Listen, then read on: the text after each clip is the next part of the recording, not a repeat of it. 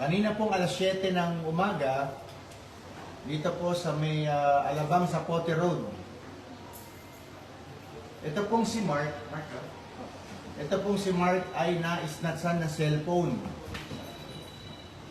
Lapit ka dito. Para makita ka. Lapit ka dito. Ito pong si Mark ay na-snatchan ng cellphone. Pagka-snatch po ng cellphone niya na Oppo na nagkakahalagang 10,000 pesos, siya po ay nakipampuno sa snatcher na may daladalang motor. Nung naagaw po ang cellphone niya, tumakbo po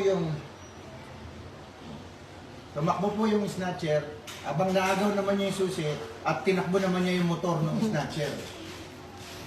Yan po ang problema ngayon tinatapak namin ngayon kung paano po ito. Napakapambihirang kaso po nito dahil ito po ay nangyayari lamang sa TikTok. Nanonood ka ba ng TikTok? Nanonood daw siya ng TikTok. Kaya napanood niya sa TikTok po yung ganitong klase kung paano kumounter sa snatcher. Pagka-snatch po ng cellphone niya, nakipagbuno siya, nakuha naman niya yung susi. Nung nakuha niya yung susi, tumakbo yung snatcher, dala yung cellphone niya. Samantalang siya, sinakyan naman niya yung motor, tinakbo naman niya yung motor, siyempre. Kaya nandito po siya ngayon, nagre-reklamo po siya.